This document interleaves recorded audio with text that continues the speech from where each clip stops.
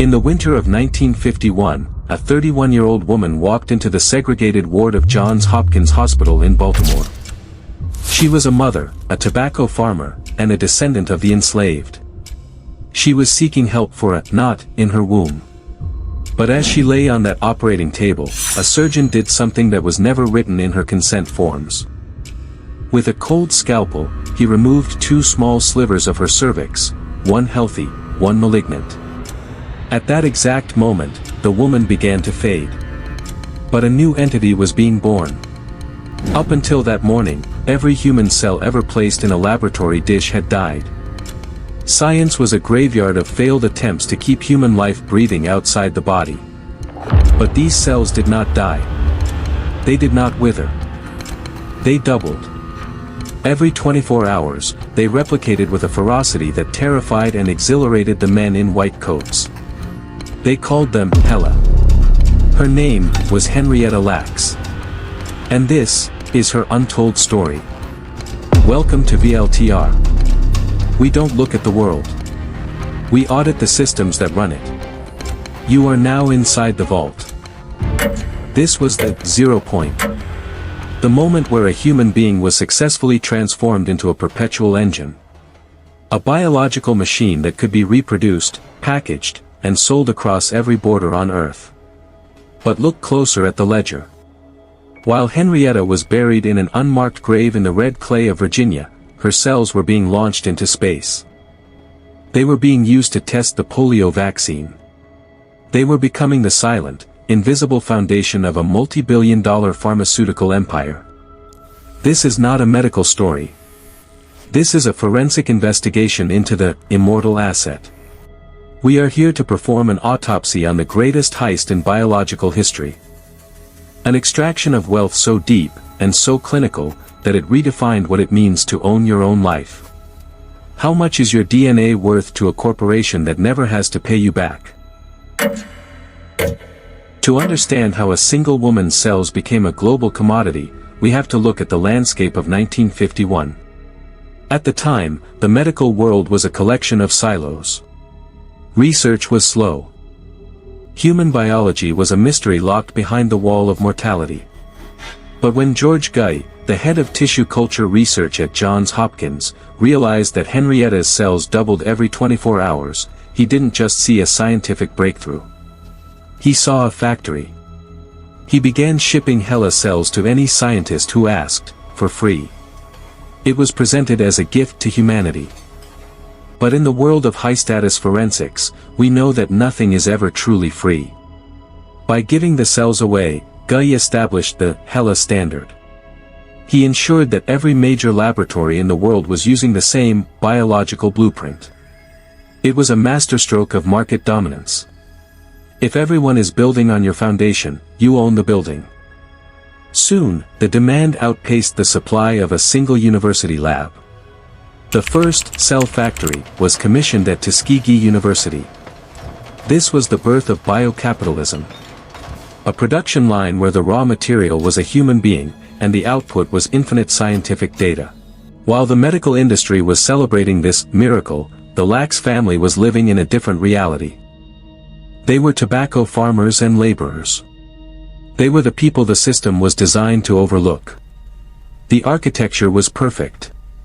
The industry had a ghost asset, a resource that generated billions in pharmaceutical value, but had no legal owner to demand a royalty.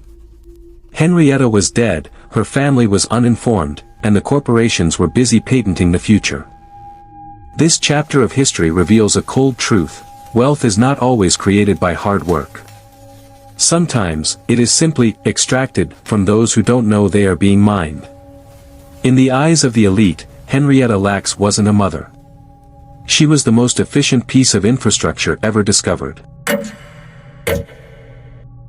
To audit the growth of the immortal asset, we must follow the paper trail. It is a trail that spans 70 years, shifting from a quiet hospital room to the vacuum of space, and finally, into the billion-dollar boardrooms of modern biotech. 1951, the genesis. While Henrietta is undergoing grueling radium treatments, Dr. George Guy successfully cultures her cells.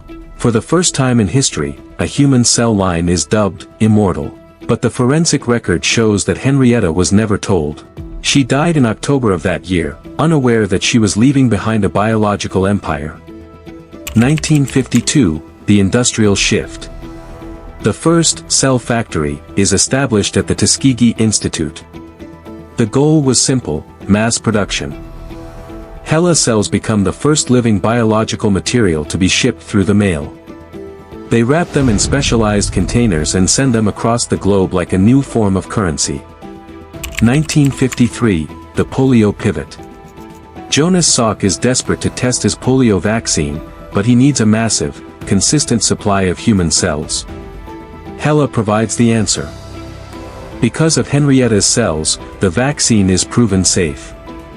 It is a triumph for humanity, but for the Lacks family, it is a missed dividend. The world is being saved by their mother's DNA, and they don't even know her name is in the lab books. 1960, the space race. HeLa is launched into orbit on the second Soviet satellite. Scientists need to know how Immortal wealth reacts to zero gravity and intense radiation. While the Lacks children are growing up in poverty in Baltimore, their mother's cells are orbiting the Earth, providing the data necessary for human space flight. 1973, the discovery. 22 years after the extraction, the silence is broken. A scientist contacts Henrietta's children, asking for blood samples. They aren't looking to help the family, they are looking to map the HeLa genome to fix a contamination problem in the world's labs. This is when the family realizes the truth: their mother is still alive, in a way, and she has been a global commodity for decades. 1991, the legal blueprint. The U.S. government introduces the Common Rule, establishing ethical guidelines for human research. It is a reaction to the HeLa leak. But the rule isn't retroactive. It protects the future, but it leaves the Lacks family's past in a legal gray area. 2023, the settlement. 72 years after the first biopsy, the Lacks estate reaches a confidential settlement with Thermo Fisher Scientific. It is a historic moment in the history of financial forensics. The industry finally admitted that profiting from a stolen asset has a statute of limitations that eventually runs out.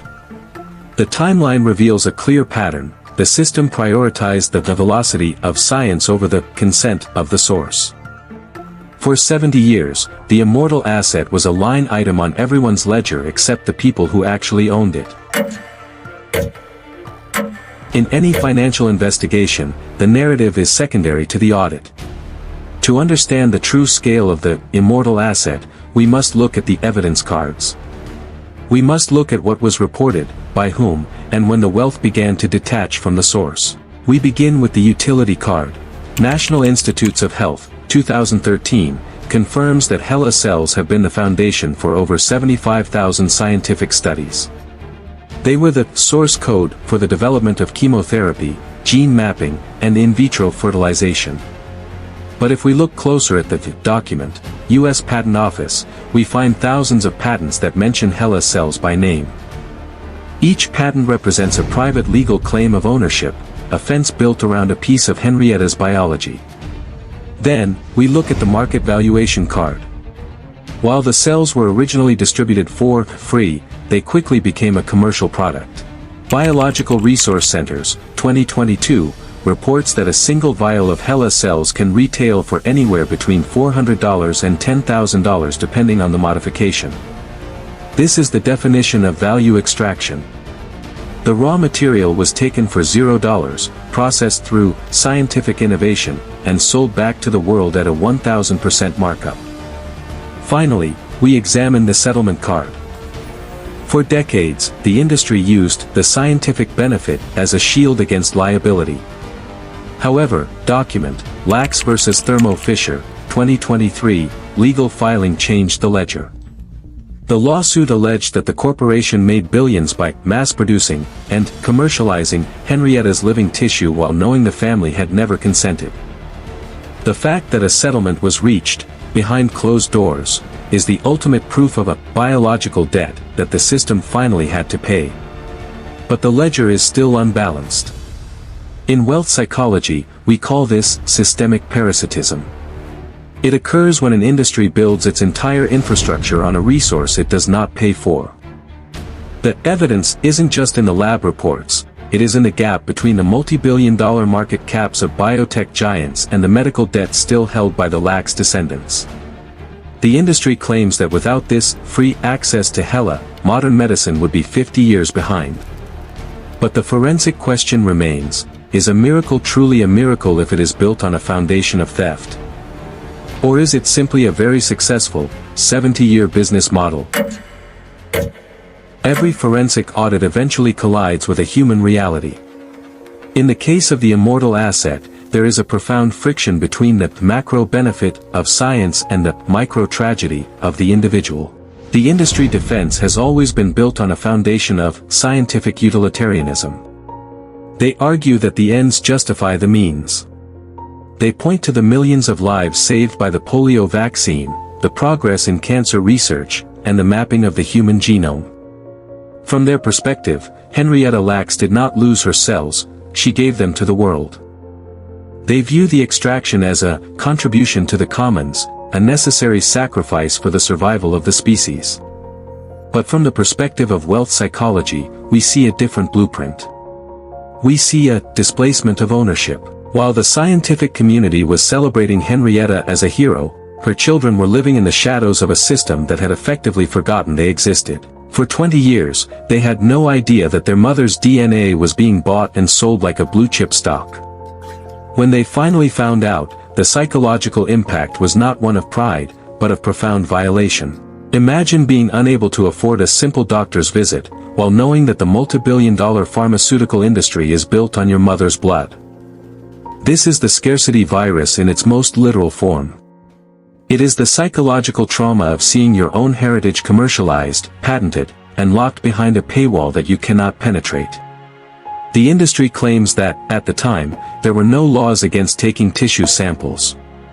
They argue that they followed the best practices of the 1950s. But the forensic counterargument is simple: ethics are not determined by what is legal, but by what is just. The human cost was the total erasure of the Lacks family from the story of their own mother. They were transformed from stakeholders into spectators. They were left to watch from the sidelines as an immortal version of their parent generated generational wealth for everyone except them. In the architecture of power, the easiest way to steal a resource is to convince the world that it has no owner. For 70 years, the system convinced itself that Henrietta Lacks belonged to everyone. But as the recent settlements prove, she only ever belonged to herself. If we zoom out from the petri dish and look at the global economy, the story of Henrietta Lacks is not an isolated incident. It is a diagnostic map for the future of wealth. We are currently moving through a transition that experts call the bioeconomic pivot, a shift where the most valuable currency on the planet is no longer gold, or oil, or even data. It is the human code itself. To understand this, we have to use a simple metaphor. Imagine your DNA is a high-level software program. In the 20th century, the medical industry acted like a group of hackers. They found a vulnerability in the law that allowed them to copy-paste Henrietta's source code for free. They built an entire operating system on it, sold it for billions, and never paid the original programmer a single cent in royalties. But today, in 2026, the architecture is changing. We are entering the era of genetic sovereignty. Just as we saw with the transition from physical land to digital real estate, we are now seeing the transition from the body as a patient to the body as an asset. Every time you take a DNA test, every time you sign a medical consent form, and every time you share your health data with a fitness app, you are entering the vault. You are contributing to a biological ledger that corporations are using to predict your lifespan, your health risks, and your insurance premiums. The expert consensus is clear: the Immortal asset was simply the beta test. The industry now knows that the most efficient way to scale a business is to find a resource that humans produce naturally and find a way to claim it. In the 1950s, it was tissue. In the 2020s, it is data. In the 2030s, it will be the very blueprints of our consciousness. Why does this matter to the 1%? Because they understand the property rights of life. They aren't just investing in tech companies, they are investing in the legal frameworks that will allow them to own the intellectual property of the human race. The story of Henrietta Lacks matters because it asks the ultimate forensic question: in an age of infinite replication, how do we protect the value of the original? If we don't own the code that makes us who we are, then we are not citizens of an economy. We are simply its raw material. The audit of the Immortal asset leads us to a singular, uncomfortable verdict. Henrietta Lacks was not a willing participant in the advancement of science. She was a victim of an economic architecture that values the product more than its source. For 70 years, the global ledger remained unbalanced. But the 2023 settlement proved that no empire is too large to be held accountable when the forensic truth finally surfaces. The system may be designed to extract, but the vault is designed to remember. We are currently tracking 3 primary scenarios for the future of your biological wealth. Scenario 1, the sovereignty shift, high confidence. We will see a massive movement toward personal biovaults, where individuals use blockchain technology to own and license their genetic data, rather than giving it away for free. Scenario 2, the corporate enclosure, medium confidence. Pharmaceutical giants will lobby for even stricter, informed consent loopholes to ensure that the next Henrietta Lacks is legally invisible before the first biopsy is even taken. Scenario 3, the genetic divide, low confidence. A world where the 1% can afford to edit their code using the data stolen from the 99%, creating a biological class system that can never be bridged. The story of the $100 billion body is a warning. It is a reminder that if you aren't auditing the systems you live in, someone else is auditing you. They are looking for your vulnerabilities, your data, and your immortal assets to fuel their next quarter of growth. Most people will watch this and see a medical curiosity. But you've seen the blueprint. You understand that wealth isn't just about what's in your bank account, it's about who owns your very existence. The global economy is being redesigned as we speak. If you don't understand the forensics of power, you are destined to be the raw material for someone else's empire. Don't let your value be extracted in silence. The vault is closing. It's time to decide if you are the architect, or the asset.